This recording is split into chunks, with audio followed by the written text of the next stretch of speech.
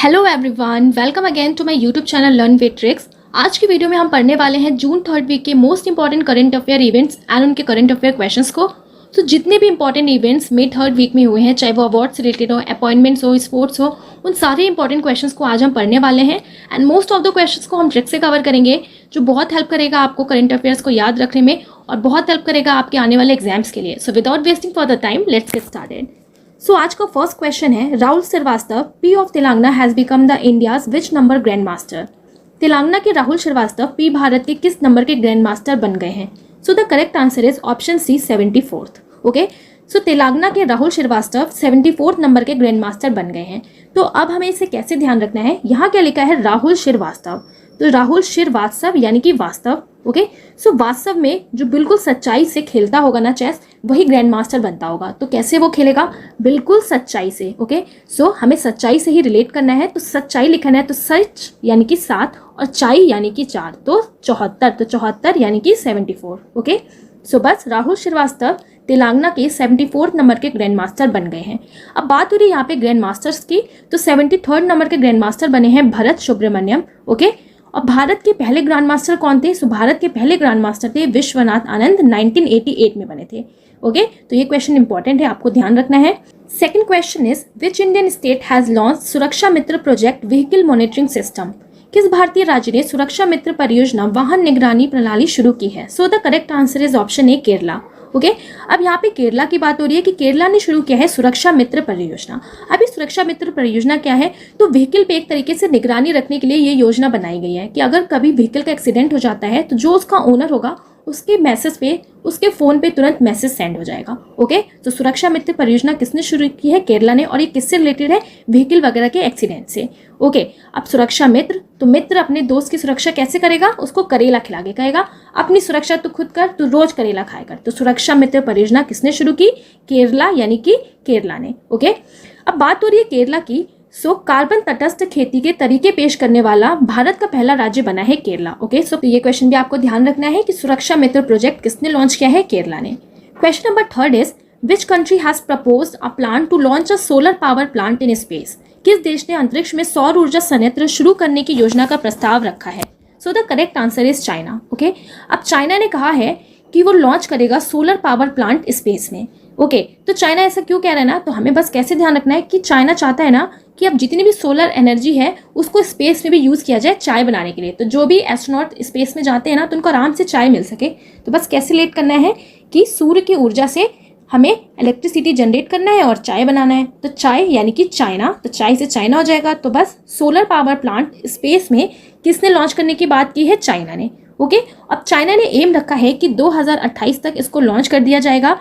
And the satellite would convert solar energy into electricity and then convert into microwave or laser that can be transmitted to various fixed target on Earth. Okay? So ये convert करेगा solar energy को electricity में और फिर से ये convert करेगा microwave में या laser में, जिससे डिफरेंट जो टारगेट होंगे अर्थ पे वहां पर ये पहुंच जाएगा। ओके, सो किसने बात की है सोलर पावर प्लांट स्पेस में लॉन्च करने की?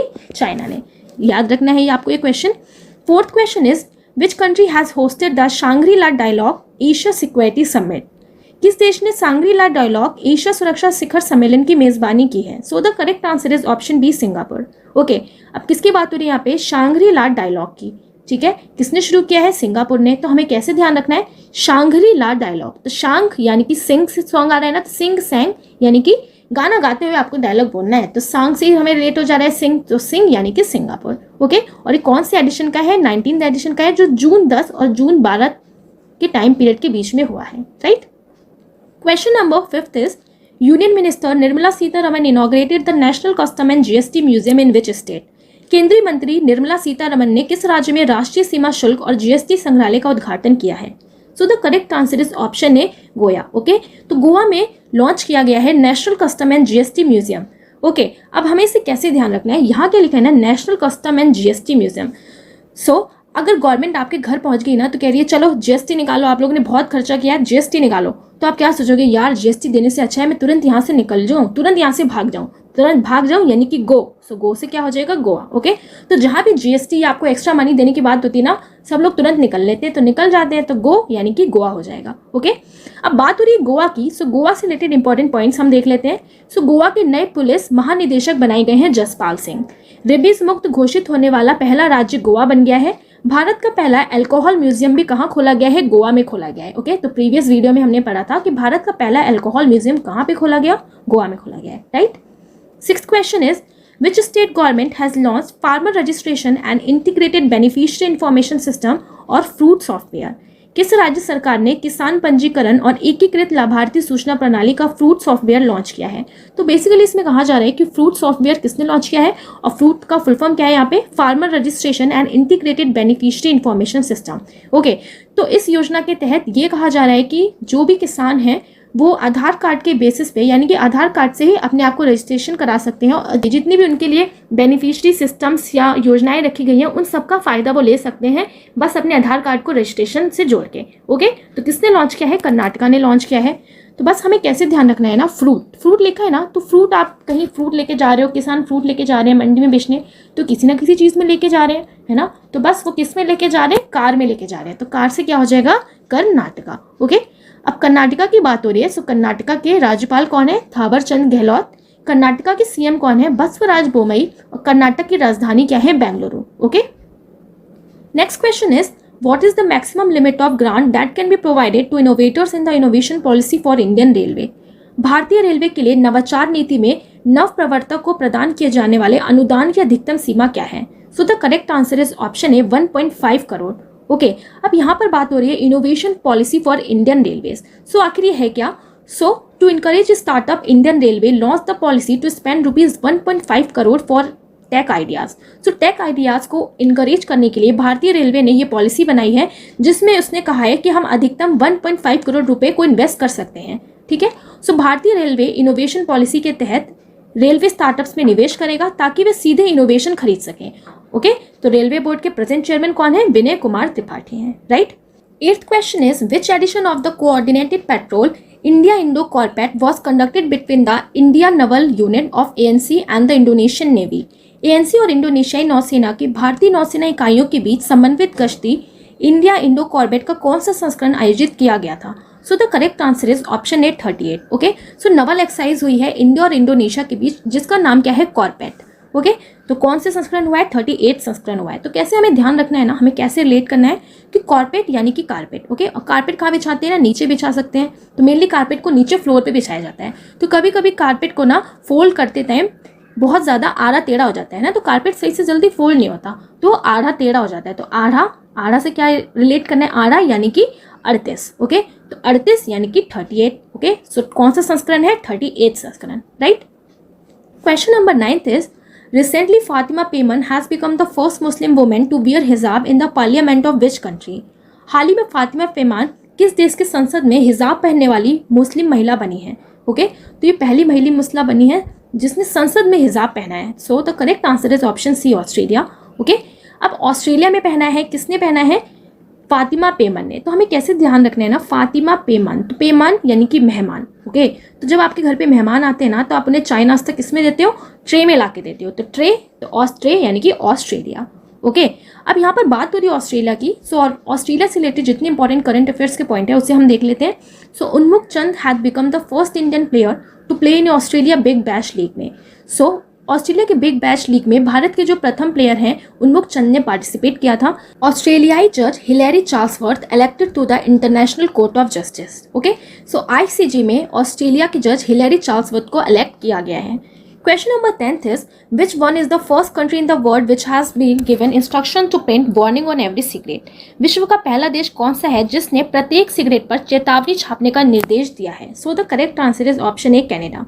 ओके, सो कनाडा ने कहा है कि अब हर एक सिगरेट के डब्बे पे वार्निंग प्रिंट किया जाएगा। ठीक है, तो कौन बन गया है, कनाडा बन गया है। तो आप यहाँ पे देख सकते हो वार्निंग यहाँ पे लिखा हुआ है, question. Okay, so first country कौन बन गया जिसने इंट्रोड्यूस किया है printed warning on all cigarettes, Canada. अब यहाँ पर बात हो रही है किसकी, कनाडा की। तो हमें कैसे रिलेट करना है ना कि हर एक सिगरेट के बॉक्सेस में ना अब वार्निंग तो लिखी रहती है, फिर भी लोगों का अड्डा आ ही जाता है पीने, है ना। तो फिर भी लोगों का अड्डा आ ही जाता है, तो अड्डा यानी कि कनाडा अड्डा। सो बस क्या हो जाएगा, कनाडा, राइट। नेक्स्ट क्वेश्चन है, who presided over the first national conference of chief secretaries of India इन 2022। 2022 में भारत के मुख्य सचिवों के पहले राष्ट्रीय सम्मेलन की अध्यक्षता किसने की है? So the correct answer is Narendra Modi. Okay, so ये पहली बार हो रहा है कि मुख्य सचिवों का एक राष्ट्रीय सम्मेलन किया जा रहा है, ठीक है। तो आखिर ये क्यों किया जा रहा है, तो इसके कुछ एम्स हैं। तो किसने इसको शुरू किया है? नरेंद्र मोदी जी ने शुरू किया है। तो अब हम देख लेते हैं कि आखिर ये national conference of chief secretaries of India क्यों हो रहा है, राइट। सो इसकी ये क्यों किया जा रहा है, तो about step towards further strengthening the partnership between the centre and the state government. So state government और सेंटर के बीच में जो उनका रिलेशन है उसको और स्ट्रेंथन करने के लिए इसका एम रखा गया है, ठीक है। और more than 200 people will participate in national conference of chief secretary. So इस कॉन्फ्रेंस में 200 से ज़्यादा लोग इसमें पार्टिसिपेट करने वाले हैं। और इसके मेन 3 थीम्स क्या हैं कि implementation of national education policy, national education policies पे बात की जाएगी, urban governance and crop diversification, ठीक है, गवर्नेंस पे बात की जाएगी, क्रॉप डाइवर्सिफिकेशन पे बात किया जाएगा, achieving self sufficiency in oil seed pulses and other agriculture commodities, ठीक है। तो एग्रीकल्चर के सेक्टर में कैसे अपने आप को और बेहतर कर सकते हैं, इन सारे 3 इंपॉर्टेंट थीम्स को टारगेट करके ये national conference of chief secretaries होने जा रहा है इंडिया में, right. 12th question is, who won the women's single title at the 2022 BWF Indonesia Masters badminton championship. 2022 BWF Indonesia Masters badminton championship में महिला एकल का खिताब किसने जीता है? So the correct answer is Chen Yufei. Okay, तो बस अब हमें कैसे रिलेट करना है ना, यहाँ क्या लिखा है, चेन यूफी। ओके, तो जो फेरी वाले होते हैं ना, चेन लगाने वाले, तो वो भी अपने काम में ना मास्टरी हासिल करके रखते हैं, यानी कि वो भी अपने काम को चेन लगाने को ना, यानी कि अपने काम को डन कर लेते हैं बहुत अच्छे से, क्योंकि उनको अपने चेन लगाने में ही मास्टरी हासिल रहता है। तो बस जब आपको दिखेगा इंडोनेशिया मास्टर्स बैडमिंटन, ठीक है, तो इंडो यानी कि डन, यानी कि अपने काम में भी मास्टरी कर लेते हैं। कौन? फेरी वाले, चेन वाले भी। तो चेन वाले भी यानी कि चेन यूफी। ओके, सो 2022 का इंडोनेशिया मास्टर्स बैडमिंटन टूर्नामेंट, जिसका अदर नेम है ढाई हैत्सू, सो इसमें वुमेन्स ने जीता है चैन यूफी ही ने, और मैन सिंगल में जीता है विक्टर एक्सेलसेन जो डेनमार्क के हैं, right. 13th question is, Russia has overtaken which country to become India second largest oil supplier.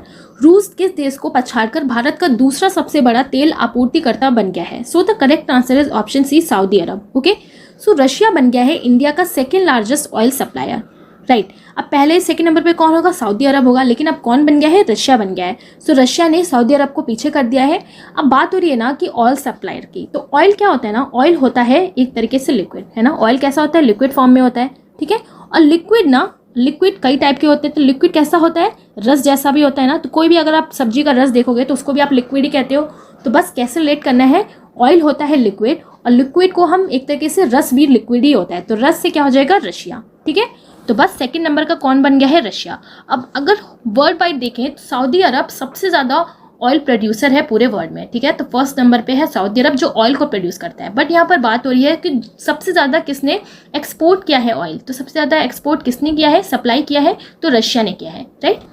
14th question is, the government of India has launch Agnipath military requirement scheme, a 4-year tenure plan for the defence forces, which department is implementing this scheme. भारत सरकार ने रक्षा बलों के लिए 4 सालों के कार्यकाल योजना अग्निपथ सैन्य भर्ती योजना शुरू की है। कौन सा विभाग इस योजना को लागू कर रहा है? So the correct answer is option C, department of military affairs. Okay, अब कॉमन सी बात है कि यहाँ पे अग्निपथ मिलिट्री रिक्वायरमेंट की बात हो रही है, ठीक है। तो ये बहुत ज़्यादा अभी न्यूज़ में था, अभी भी है।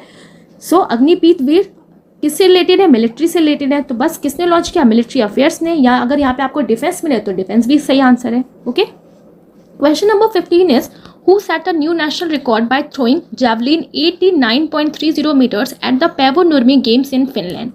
फिनलैंड में पावो नुर्मी खेलों में 89.30 मीटर भाला फेंक कर नया राष्ट्रीय रिकॉर्ड किसने बनाया है? So the correct answer is option D, Neeraj Chopra. Okay, अब राष्ट्रीय रिकॉर्ड की बात हो रही है ना, तो अब भाला फेंक में, तो भाला फेंक में वैसे भी एक ही सबसे आगे चल रहे हैं आजकल, कौन है? जैवलिन थ्रोअर नीरज चोपड़ा, ठीक है। तो अगर हमें रिलेट करना है ना, तो कैसे याद रखेंगे? अब पैवो नुर्मी लिखा है ना, तो पैवो यानी कि पाव। ओके, सो पाव भाजी में क्या डलता है, वेजिटेबल्स डलती है ना, और उन वेजिटेबल्स को चॉप करना पड़ता है तभी वो डलता है। तो बस चॉप से क्या हो जाएगा, चॉप चोपड़ा, सो नीरज चोपड़ा, ठीक है। और नीरज चोपड़ा ने कई सारे इंपॉर्टेंट रिकॉर्ड्स भी बनाए हैं। तो अदर रिकॉर्ड्स जो इंपॉर्टेंट है, नीरज चोपड़ा ने टोक्यो ओलंपिक में जैवलिन थ्रो में 89.30 मीटर का रिकॉर्ड बनाया है, ठीक है। नेक्स्ट क्वेश्चन है 16th question is which state in the first Indian state to approve the policy for drone. कौन सा राज्य ड्रोन के लिए नीति को मंजूरी देने वाला पहला भारतीय राज्य है। So the correct answer is Himachal Pradesh. Okay, so Himachal Pradesh ने ड्रोन के लिए कुछ पॉलिसीज बनाई है और उनको लागू करने की बात की है। सो कौन है, हिमाचल प्रदेश। तो कैसे याद रखना है ना, ड्रोन्स की बात हो रही है। ओके, सो अब ड्रोन को उड़ाते उड़ाते ना कहीं वो हिमाचल पे ना पहुंच जाए, तो इसलिए ये पॉलिसी बनाई गई है, ठीक है। तो हिमाचल पे ना पहुंच जाए, तो बस ड्रोन को उड़ाते उड़ाते हिमाचल पे ना पहुंच जाए, तो किसने किया है, हिमाचल प्रदेश ने। अब बात हो रही है ना यहाँ पे हिमाचल प्रदेश की, तो हिमाचल प्रदेश की कैपिटल क्या है, शिमला, जो समर कैपिटल है, ओके। और विंटर कैपिटल क्या है इसकी, धर्मशाला। हिमाचल प्रदेश के गवर्नर कौन है प्रेजेंट में, राजेंद्र अर्लेकर, और इसके सीएम कौन है, जयराम ठाकुर। ओके, सो आपको सीएम, गवर्नर, ये बहुत अच्छे से याद होना चाहिए हर स्टेट का। तो मैंने इसका भी वीडियो मैं ऑलरेडी बना चुकी हूँ, तो अगर आपने इसका वीडियो नहीं देखा है तो ज़रूर देखें, ओके। तो आपको बार बार आप उस वीडियो को रिवाइज करते रहोगे ना, तो आपको दिमाग में बिल्कुल फिट हो जाएगा, राइट। सो बात हो रही है यहाँ पे पॉलिसी फॉर ड्रोन्स की। सो अब पॉलिसी फॉर ड्रोन्स में आखिर कौन कौन सी पॉलिसीज़ को इंक्लूड किया गया है, इसे हम देख लेते हैं। सो हिमाचल की ड्रोन नीति मुख्य रूप से ड्रोन सक्षम प्रौद्योगिकी बनाने, प्रशिक्षण स्कूलों की स्थापना, स्टार्टअप और नवाचार योजनाओं आदि के माध्यम से जनशक्ति का निर्माण करने पर केंद्रित है। ओके, तो कह रहे हैं ना कि ड्रोन का इस्तेमाल करके टेक्नोलॉजी को आगे बढ़ाना है। स्कूलों में बच्चों को पढ़ाई से रिलेटेड ड्रोन का हेल्प किया जाएगा, ओके। नए नए इनोवेशंस किए जाएंगे, तो इन सारी चीज़ों में ड्रोन्स का यूज़ होने वाला है, ओके। सेकंड पॉइंट है कि नीति का उद्देश्य है रक्षा, परिवहन, स्वास्थ्य, कृषि और अन्य क्षेत्रों में ड्रोन सक्षम प्रौद्योगिकी के उपयोग का प्रचार करना है, ठीक है। तो ड्रोन कहाँ कहाँ पे यूज़ आ सकता है, हर एक फील्ड में ड्रोन का यूज़ कर सकते हैं, चाहे वो एग्रीकल्चर हो, आपका हेल्थ हो, व्हीकल ट्रांसपोर्ट सिस्टम हो, चाहे वो डिफेंस हो। सो हर जगह ड्रोन का हम यूज़ कर सकते हैं सही वे में। तो इस चीज़ को भी अवेयर करने के लिए ये पॉलिसी बनाई गई है। महामारी प्रभावित और दूर दराज के क्षेत्रों में ड्रोन की मदद से दवाओं, चिकित्सा उपकरण और अन्य आवश्यक आपूर्ति की डिलीवरी भी शुरू होगी। सो अब थर्ड पॉइंट में ये कहा जा रहा है कि ड्रोन का यूज़ करके पैंडेमिक के टाइम जहाँ पे दवा नहीं पहुँचाई जा सकती, इंसान नहीं जा सकता, ठीक है, फैलने का डर रहता है, तो ड्रोन का यूज़ करके हम दवाइयाँ पहुँचा सकते हैं, है ना, उपकरण पहुँचा सकते हैं, हेल्थ से रिलेटेड उपकरण है उसे पहुँचा सकते हैं। तो इन सब की डिलीवरी भी धीरे धीरे शुरू की जाएगी। तो ये किसकी पॉलिसी है, हिमाचल प्रदेश की drone policy, right. Question number next है which state has given the approval to set up Pilibhit tiger protection found. किस राज्य ने पीलीभीत टाइगर प्रोटेक्शन फाउंडेशन स्थापित करने की मंजूरी दी है। So the correct answer is option B, Uttar Pradesh. अब बात हो रही है यहाँ पे पीलीभीत टाइगर प्रोटेक्शन फाउंडेशन की। तो पीलीभीत टाइगर रिजर्व कहाँ है, उत्तर प्रदेश में है। तो बस उत्तर प्रदेश का फाउंडेशन भी फिर किसने बनाया, उत्तर प्रदेश ने ही बनाया। सो पीलीभीत टाइगर प्रोटेक्शन फाउंडेशन किसने बनाया, उत्तर प्रदेश ने बनाया। अब बात हो रही है उत्तर प्रदेश की। सो उत्तर प्रदेश से रिलेटेड जितने भी इंपॉर्टेंट पॉइंट्स हैं उसे हम देख लेते हैं। सो भारत में सब्जियों का सबसे बड़ा उत्पादक राज्य बन गया है उत्तर प्रदेश। बहुत इंपॉर्टेंट पॉइंट है, बहुत अच्छे से आपको ध्यान रखना है कि सब्जियों का सबसे बड़ा उत्पादक राज्य बन गया है उत्तर प्रदेश, ठीक है। अगर आपसे फलों का पूछा जाए तो फलों का बना है Andhra Pradesh, okay. Next point है बेस्ट स्टेट इन राष्ट्रीय जल पुरस्कार 2022। तो 2022 का राष्ट्रीय जल पुरस्कार भी किसे दिया गया है, उत्तर प्रदेश को। दुर्गा शंकर मिश्रा राज्य के नए मुख्य सचिव बने हैं। 11th हॉकी इंडिया जूनियर राष्ट्रीय चैंपियनशिप यूपी ने जीता है, ओके। बहुत इंपॉर्टेंट पॉइंट्स है सारे, अच्छे से आपको ध्यान रखना है। 18th question is which institute offer skill based undergraduate degree programme for Agniveer. कौन सा संस्थान अग्निवीर के लिए कौशल आधारित स्नातक डिग्री कार्यक्रम प्रदान करता है, यानी कि प्रदान करेगा, ठीक है। तो कौन प्रदान करेगा, इग्नू प्रदान करेगा। तो जो भी अंडर ग्रेजुएट होंगे अग्निवीर में उनको इग्नू एजुकेशन प्रोवाइड करेगा, ठीक है। तो अंडर ग्रेजुएट होंगे ना, तो इसका मीन्स हमें कैसे रिलेट करना है कि ज़्यादा नॉलेज नहीं होगी, है ना, तो उनको धीरे धीरे नॉलेज दी जाएगी, यानी कि ईजी वे में दिया जाएगा। तो बस ईजी से हमें रिलेट करना है ना, ईजी यानी कि IG, ईजी IG, तो IG से क्या हो जाएगा, इग्नू, ठीक है।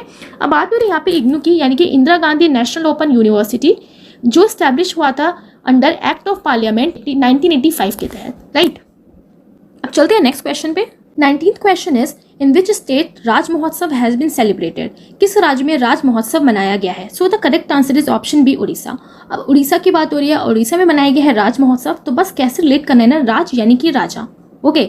सो राजा का महोत्सव अब राजा के यहाँ ना कोई महोत्सव हो रहा है, तो उस महोत्सव में डिफरेंट टाइप के डिशेस बन रही हैं। तो डिश यानी कि डिश, दिशा, सो उड़ीसा, राइट। अब बात हो रही है यहाँ पे उड़ीसा की, तो उड़ीसा से रिलेटेड इंपॉर्टेंट पॉइंट हम देखते हैं। तो उड़ीसा के मुख्यमंत्री ने भुवनेश्वर में साइबर सुरक्षा केंद्र का उद्घाटन किया है। कोयला मंत्रालय द्वारा राष्ट्रीय खनिज कांग्रेस 2022 का आयोजन भुवनेश्वर में किया गया।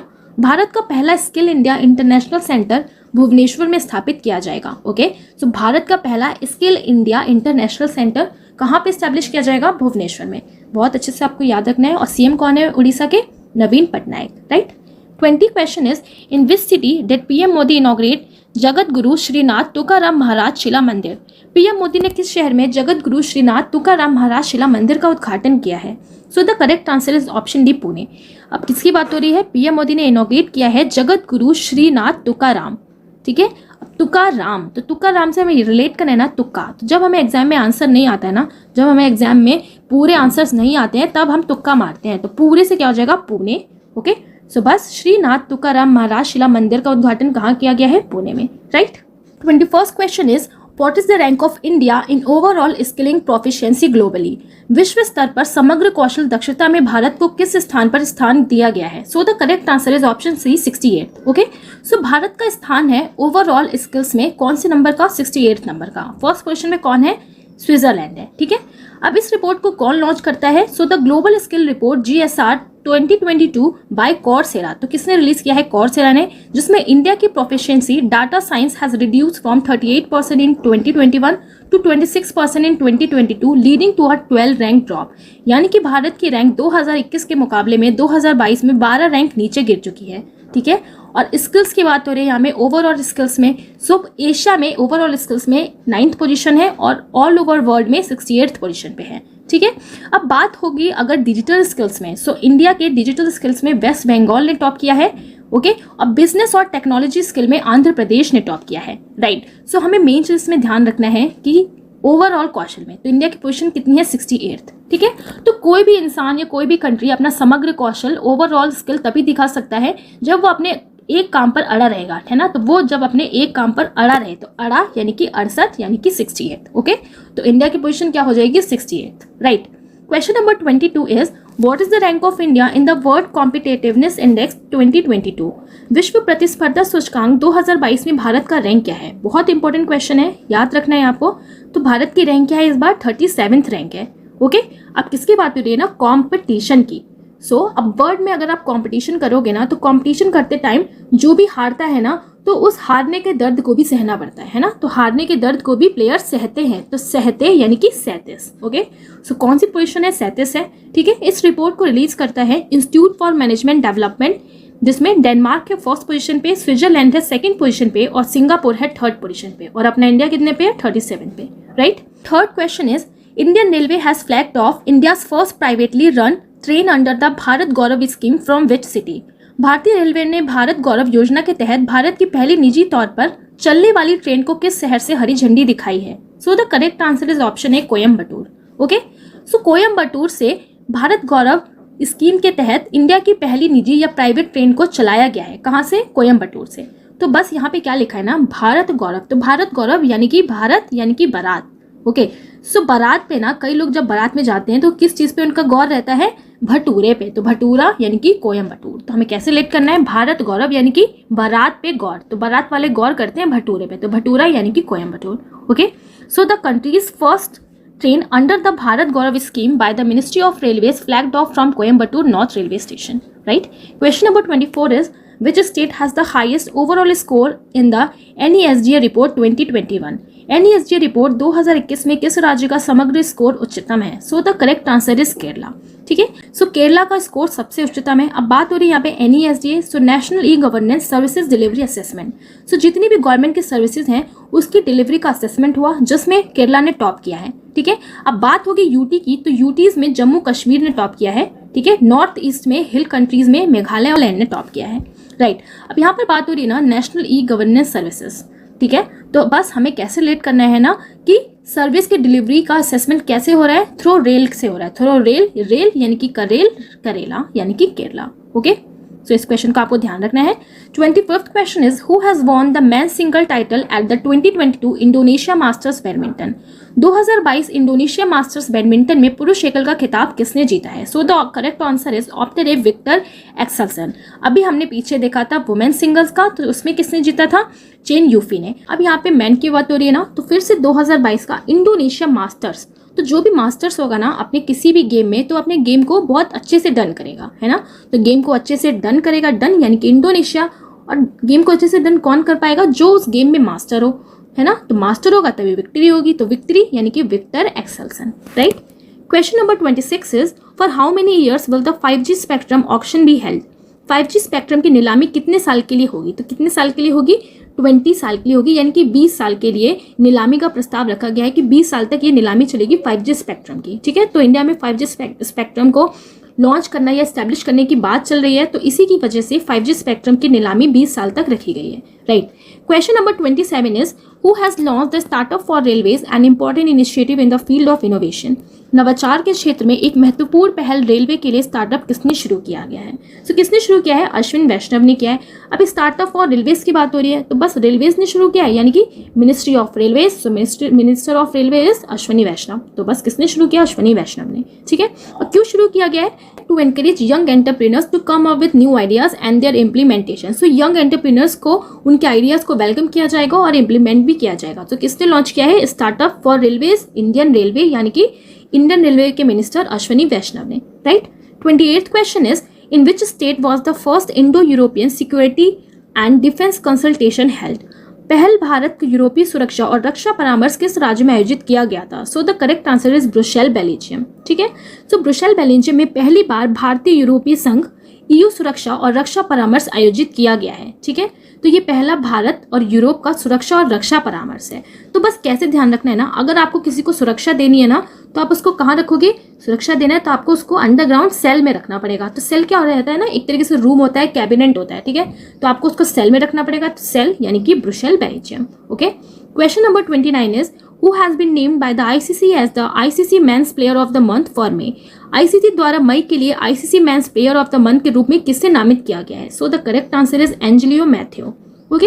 अब ICC मेंस की बात हो रही है यहाँ पे, ठीक है। तो अभी हम ICC मेंस का देखेंगे, आगे आने वाले क्वेश्चन में हम वुमेन का भी पढ़ेंगे। तो ICC मेन की बात हो रही है, ठीक है। तो यानी कि इंटरनेशनल क्रिकेट काउंसिल। सो जो भी मैन को दिया गया होगा ना, तो वो कैसे खेलता है? तो वो क्या कहता है ना कि मैं तो भाई एंगल बना के खेलता हूँ, तो मैं पूरा प्रॉपर एंगल बना के क्रिकेट खेलता हूँ। तो मैं से मई का हो जाएगा और एंगल यानी कि Angelo Mathews, right. Question number 30 is NCPCR is celebrating child labour elimination week 2022 on which date. NCPCR बाल श्रम उन्मूलन सप्ताह 2022 किस तारीख को मना रहा है? तो किस तारीख को मना रहा है?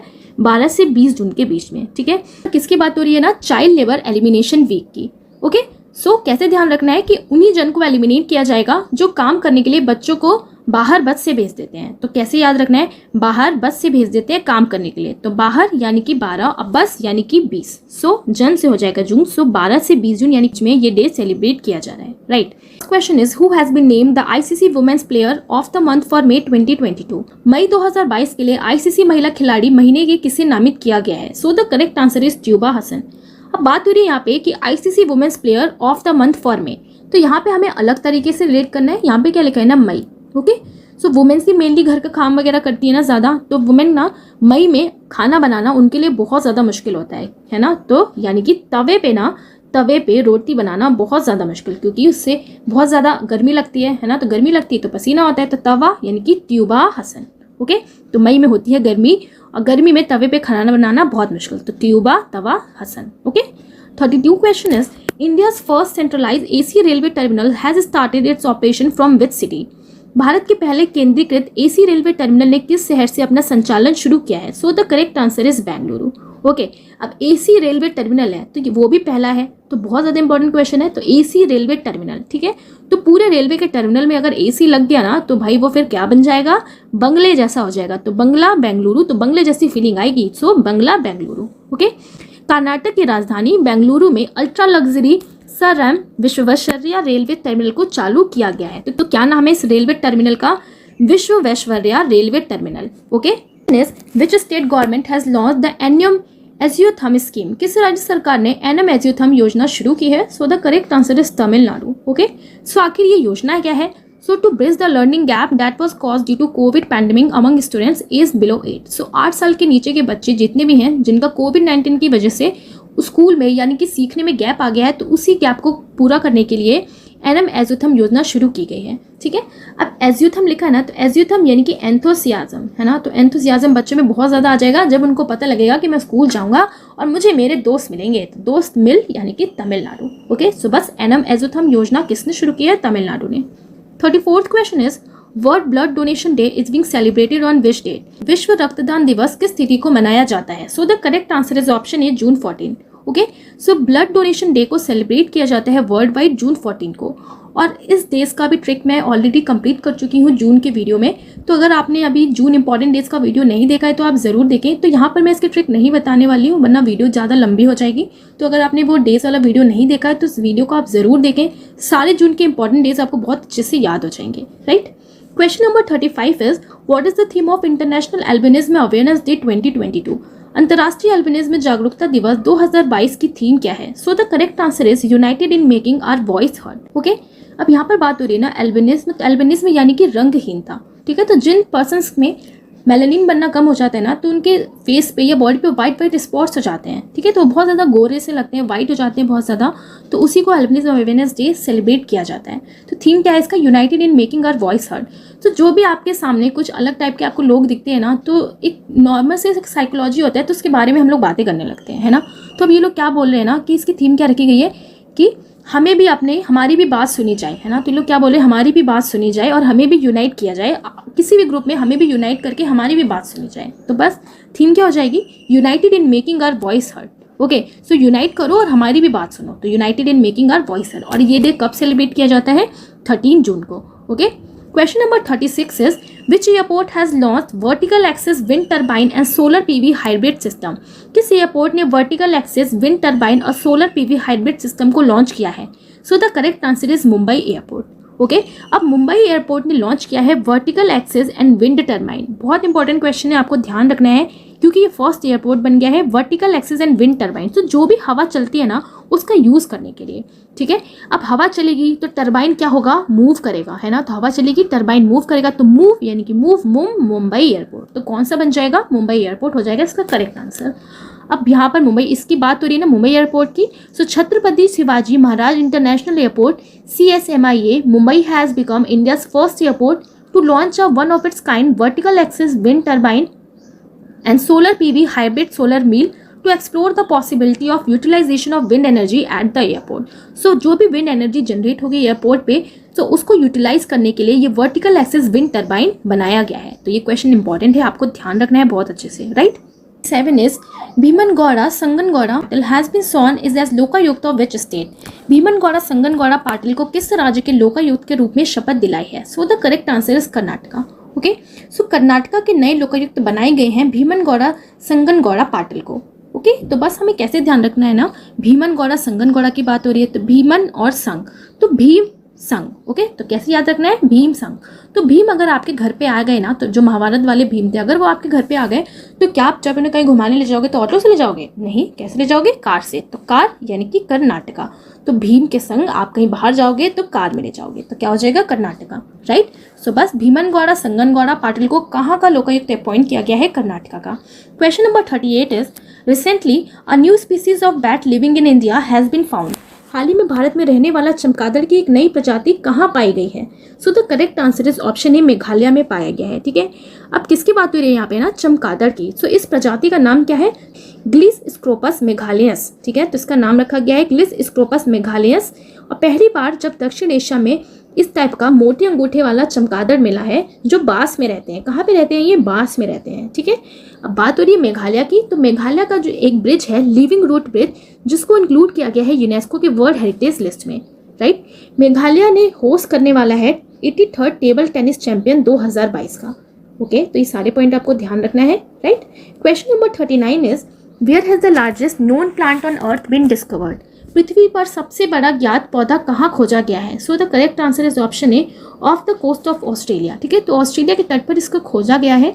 तो ऑस्ट्रेलियाई वैज्ञानिकों का मानना है कि उन्होंने दक्षिण के सबसे बड़े पौधे की खोज की है और इनका अनुमान है कि ये कम से कम 4500 साल पुराना है। ठीक है, अब ये घासें इतनी ज़्यादा बड़ी है ना, यानी कि आप इसे प्लांट कह लो, इतने ज़्यादा बड़े हैं। कितने बड़े हैं? 180 किलोमीटर। ठीक है, इनकी लंबाई 180 तक किलोमीटर है कि पूरा पूरा शहर भी इसमें समा सकता है। ठीक है, तो कहाँ खोजा गया है? ऑस्ट्रेलिया में, right. Question number 40 is which institute release the 2022 global trend report? किस संस्थान ने 2022 ग्लोबल ट्रेंड रिपोर्ट जारी किया है? So the correct answer is option B, UNHCR. UNHCR क्या है? United nation for high commission for refugees. Okay, अब यहाँ पर किसकी बात हो रही है ना? ट्रेंड। तो कोई ना कोई आजकल ट्रेंड चलता ही रहता है, तो चलता ही रहता है। ऐसी जो रिफ्यूज होते हैं बेचारे, वो भी बार बार चलते रहते हैं ना। तो जब उनके देश में कुछ हो जाता है तो उनको वहाँ से भागना पड़ता है, तो वो भी चलते रहते हैं। तो बस ट्रेंड रिपोर्ट किसने लॉन्च की है? रिफ्यूजीज ने, यानी कि United nation for high commission for refugees. Okay, तो बस इसका आंसर क्या हो जाएगा? UNHCR, right. और इन्होंने इस रिपोर्ट में आखिर बताया क्या है यूएनएचसीआर ने? कि 10 करोड़ लोग अपने घर से भागने को मजबूर हो गए हैं। तो 2022 की रिपोर्ट के अकॉर्डिंग कि 10,000 करोड़ से भी ज़्यादा लोग अपने घर को भागने के लिए उनको मजबूर हो गए हैं वो। ठीक है, तो कोई भी रीज़न हो सकता है, लड़ाई हो सकती है, खाना पीना हो सकता है, नौकरी हो सकती है, anything. Okay, question number 41 is what is the rank of India in renewable energy installation in 2021? अक्षय ऊर्जा स्थापना में 2021 में भारत का स्थान क्या है? So the correct answer is option A, third. Okay, so अक्षय ऊर्जा यानी कि रेन्यूएबल एनर्जी को इंस्टॉल करने के लिए, तो रेन्यूएबल एनर्जी को इंस्टॉल कैसे कर रहे हैं? टीन लगा के, है ना। तो टीन लगा दिया और रेन्यूएबल एनर्जी को इंस्टॉल कर लिया। ठीक है, तो बस टीन यानी कि 3। और फर्स्ट पोजीशन पे कौन है? तो फर्स्ट पोजीशन पे है चाइना 136 गीगावाट, सेकंड पोजीशन पे है यूएस 43 गीगावाट और इंडिया है 15.4 gigawatt, right. 42 question is in which city did prime minister Modi inaugurate the brain research centre? प्रधानमंत्री नरेंद्र मोदी ने किस शहर में मस्तिष्क अनुसंधान केंद्र का उद्घाटन किया है? So the correct answer is option ए, बेंगलुरु। अब यहाँ पर बात हो रही है ना ब्रेन रिसर्च सेंटर की, तो अगर आपको ब्रेन का रिसर्च करना है ना, तो आपको बहुत ज़्यादा बड़ा रूम चाहिए, बहुत बड़ा जगह चाहिए, रूम चाहिए, क्योंकि ब्रेन में बहुत सारे कंपोनेंट्स रहते हैं, उसको समझना बहुत मुश्किल है ना। तो सबका अलग अलग डिफरेंट टाइप का ब्रेन रहता है, तो ब्रेन को रिसर्च करने के लिए बड़ा रूम चाहिए, बंगले जैसे। तो बंगला यानी कि बेंगलुरु हो जाएगा। ओके, कर्नाटका की कैपिटल क्या है? Bengaluru, right. Question number 43 is recently which state has become the first state in the country to start a girl child panchayat? हाल ही में कौन सा राज्य बालिका पंचायत शुरू करने वाला देश का पहला राज्य बन गया है? So the correct answer is option C, Gujarat. Okay, so Balika Panchayat शुरू करने वाला गुजरात बन गया है। अब बालिका पंचायत की बात हो रही है ना, तो लड़कियां यानी कि जो बालिका होती है ना, जब वो टीनेज होती हैं, तो धीरे धीरे बढ़ती हैं, तो उनको बहुत सारी चीज़ें फेस करनी पड़ती हैं। तो कोई नहीं समझता कि उनके ऊपर क्या गुजर रहा है। तो हमें कैसे लेट करना है? जो गर्ल चाइल्ड होती है ना, जो गर्ल्स होती हैं, उनको बहुत सारी चीज़ों से गुजरना पड़ता है। तो गुजर यानी कि गुजरात। ओके, तो गुजरात ने लॉन्च किया है first state in the country to start a girl child panchayat. ठीक है, ताकि गर्ल्स भी पंचायत में अपनी बात रख सकें। तो गुजरात हो जाएगा आंसर। अब बात हो रही है गुजरात की, तो गुजरात के कुछ इंपॉर्टेंट पॉइंट्स हम देखते हैं। तो ड्रोन द्वारा इंडिया पोस्ट मेल डिलीवर करने वाला पहला राज्य गुजरात बन गया है। ओके, दुनिया के पहले नैनो यूरिया संयंत्र का इनॉग्रेशन गुजरात के कलोल में किया गया। वैश्विक पट्टीदार व्यापार सम्मेलन का इनॉग्रेशन सूरत में किया गया है। भारत के पहले सामुदायिक रेडियो स्टेशन दूधवाणी का इनॉग्रेशन भी गुजरात में हुआ है। पीएम ने WHO global centre for traditional medicine की आधारशिला जामनगर में रखी है। ओके, सो आपको ये ध्यान रखना है बहुत अच्छे से। Question number 44 is which country has become the largest importer of Indian broken rice recently? हाल ही में कौन सा देश भारतीय टूटे चावल का सबसे बड़ा आयातक बन गया है? So the correct answer is option A, China. Okay, अब चाइना बन गया है भारतीय टूटे चावल का सबसे बड़ा आयातक। अब इंडिया में क्या कह रहे हैं ना, हम यार टूटा चावल नहीं खाएंगे, लेकिन चीन वाले क्या कह रहे हैं? अरे यार टूटा चावल ना मुझे दे दो, मैं तो उससे भी नकली चावल बना लेता हूँ, मैं तो शाहरुख को मैं सब कुछ कर लेता हूँ। तो टूटा चावल कौन मांग रहा है? चाइना मांग रहा है। और जब उसको नहीं दिया गया ना, तो छीन लिया उसने। तो चीन यानी कि चीन चाइना। ओके, तो बस जिस कंट्री ने लिया ना, उसने छीन लिया, चीन चाइना हो जाएगा। ठीक है, अब बात हो रही है चाइना की, तो साल 2022 में चीन भारत से टूटे चावल का सबसे बड़ा आयातक या खरीदार रहा है। चीन भारत में टूटे हुए चावल खरीदने वाला देश बना है। इससे पहले भारत से टूटे हुए चावल खरीदने वाला देश था अफ्रीका। ओके, तो क्वेश्चन भी आपको ध्यान रखना है। Question number 45 is in the recent past who has top in the e governance service delivery among union territories? हाल ही के दिनों में केंद्र शासित प्रदेशों में ई गवर्नेंस सेवा वितरण में किसने शीर्ष स्थान हासिल किया है? So the correct answer is option C, Jammu Kashmir. अब जम्मू कश्मीर ने ई गवर्नेंस में फर्स्ट स्थान हासिल किया है। अभी हमने पीछे पढ़ा था कि ई गवर्नेंस में जम्मू कश्मीर ने और ओवरऑल किसने, केरला ने। ठीक है, अब जम्मू कश्मीर ने ई गवर्नेंस में, तो जब ई गवर्नेंस की सर्विस की डिलीवरी होती है ना, तो डिलीवरी मैन बिल्कुल अपने एक ही जगह पर जम गया, जब तक वो डिलीवरी नहीं कर गया तो एक ही जगह पे जम गया, तो जम यानी कि जम्मू और कश्मीर हो गया, तो यूटी में हो जाएगा जम्मू और कश्मीर। अब बात हो रही है जम्मू कश्मीर की, तो जम्मू कश्मीर के किश्तवाड़ जिले में चिनाब नदी पर 540 मेगावाट की क्वार जल विद्युत परियोजना को मंजूरी दी गई है। वेरी इंपॉर्टेंट पॉइंट, विभिन्न भाषाएं सीखने के लिए डिजिटल ऑनलाइन पुस्तकालय ई किताब कोर्स जम्मू कश्मीर में लॉन्च किया गया है।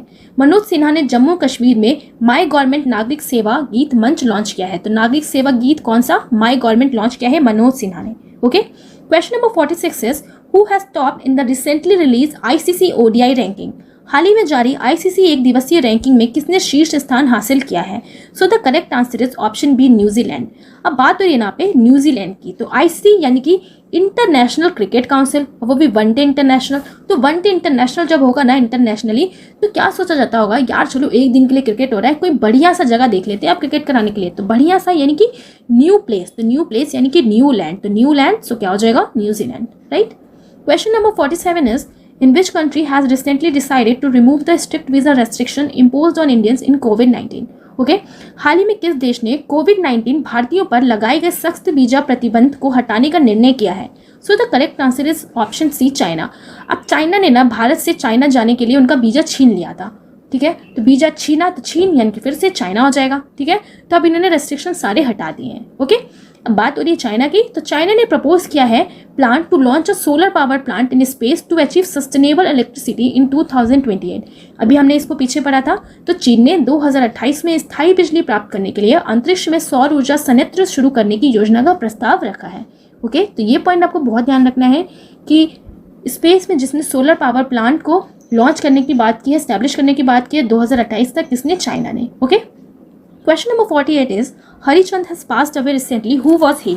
हाल ही में हरिचंद्र का निधन हुआ है, वे कौन थे? सो कौन थे ये? रनर थे। ठीक है, अब हरिचंद्र लिखा है ना, तो जो भी रनर होता है ना वो खूब जल्दी जल्दी भागता है, यानी कि हरी हरी भागता है। तो हरी से क्या हो जाएगा, हरी यानी कि हरी हरी भागता है यानी कि धावक, रनर। तो आंसर क्या हो जाएगा, runner. Okay, question number 49 is recently hired as CEO of Verizon business. हाल ही में वेरिजॉन व्यवसाय के सीईओ के रूप में किसे नियुक्त किया गया है? So the correct answer is option B, Soumya Narayan Sampat.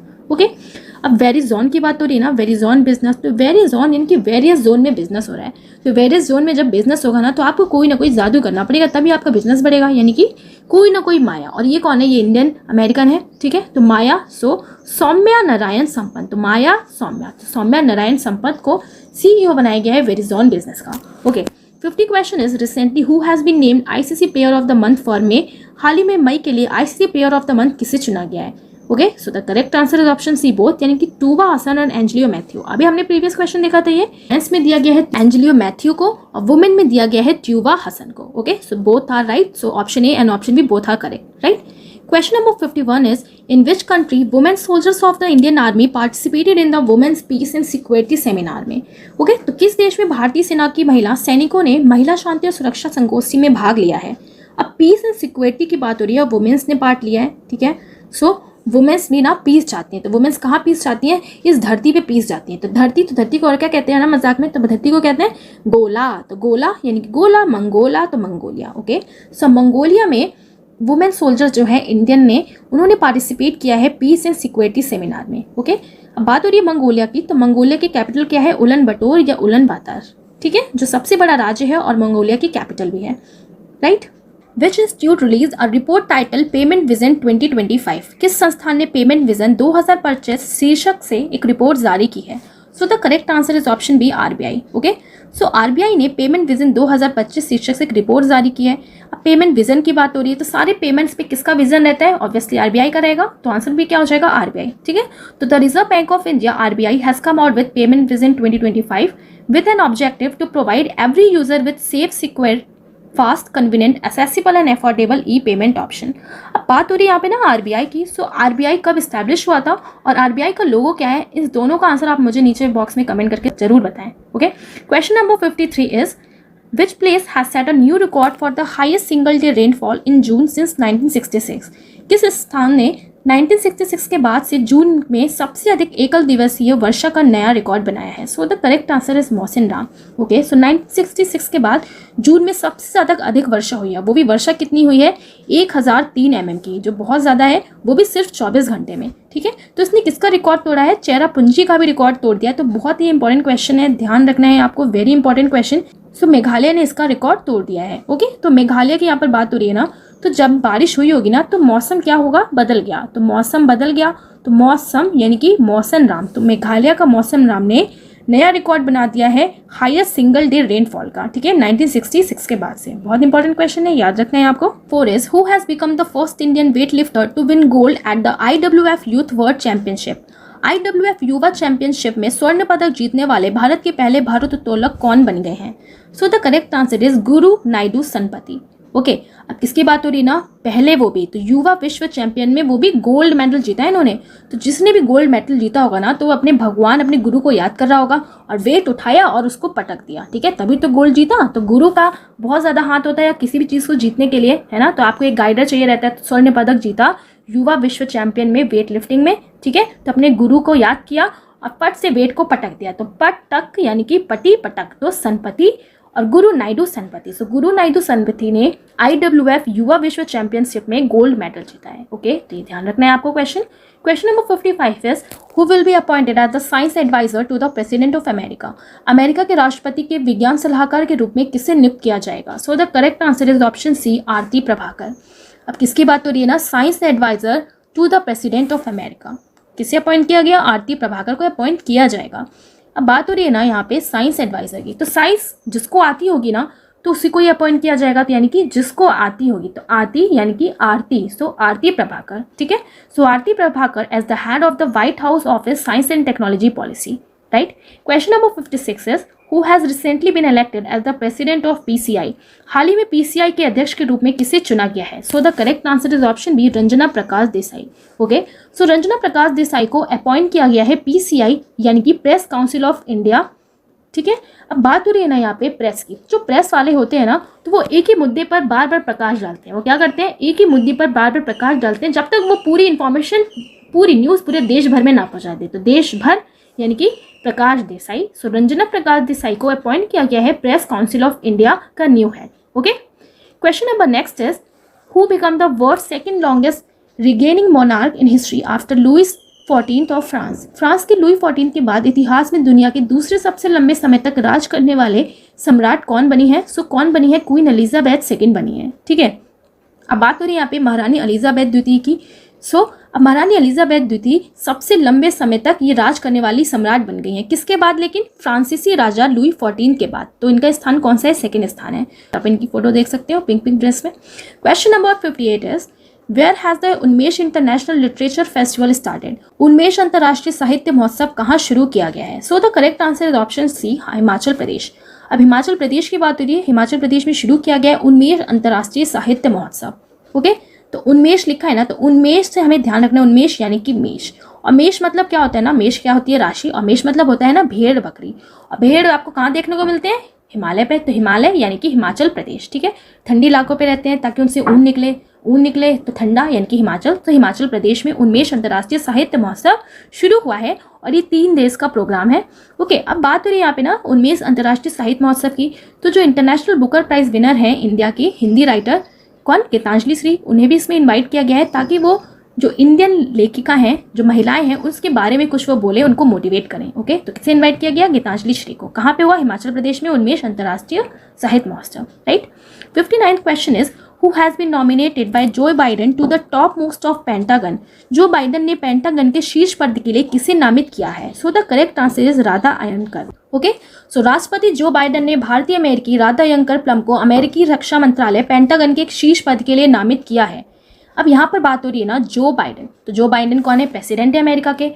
और पेंटागन क्या है? तो पेंटागन एक अमेरिकी रक्षा मुख्यालय है। ठीक है, तो पेंटागन यानी कि कैसे रिलेट करना है? पेंटा यानी कि पैंट। तो जब आप किसी को पैंट दे रहे हो ना गिफ्ट में, तो बाद में आप उससे पूछोगे ना यार तेरे को आया कि नहीं, तो आया कि नहीं, तो आया यानी कि अयंगर। तो राधा अयंगर को अपॉइंट किया जाएगा Joe Biden to the top most of the Pentagon के हेड। ठीक है, अब हम चलते हैं आज के लास्ट क्वेश्चन पे। 60 question is important days of June 3rd week.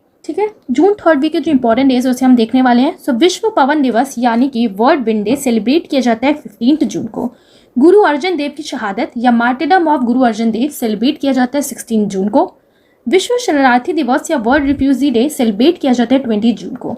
अंतर्राष्ट्रीय योग दिवस या इंटरनेशनल योगा डे सेलिब्रेट किया जाता है 21 जून को। World music day and world hydrography day, ये तीनों ही डे सेलिब्रेट किए जाते हैं 21 जून को। ओके, तो यहाँ पर मैं इस डेज की ट्रिक नहीं बताने वाली हूँ क्योंकि वीडियो लंबी हो जाएगी। मैंने ऑलरेडी डेज का वीडियो कंप्लीट किया हुआ है, तो अगर आपने नहीं देखा है तो ज़रूर देखिए। मैं बार बार बोल रही हूँ क्योंकि डेज का क्वेश्चन आता ही है एग्जाम में, तो कोई भी आप जो 1 डे एग्जाम देते हो उसमें डेज का क्वेश्चन देखने को बिल्कुल मिल जाता है, तो आप ज़रूर डेज वाला वीडियो को जरूर विजिट करें। तो जून की जितने भी इंपॉर्टेंट क्वेश्चंस बने हैं जून 3 वीक से, उन सारे क्वेश्चंस को मैंने यहाँ पर कवर करे हैं। तो अगर आपको ये वीडियो अच्छा लगे तो वीडियो को ज़रूर लाइक करें। और इसी वीडियो से आपके लिए आज का क्वेश्चन है, Bhimanagouda संगनगौड़ा Patil has been sworn in as the Lokayukta of which state. भीमनगौड़ा संगनगौड़ा पाटिल को किस राज्य के लोकायुक्त के रूप में शपथ दिलाई गई है? तो इसका करेक्ट आंसर आप मुझे नीचे वीडियो में कमेंट करके बताएं। तो मिलेंगे अब नेक्स्ट वीडियो में। Thanks for watching. पीडीएफ के लिए आप लर्न विद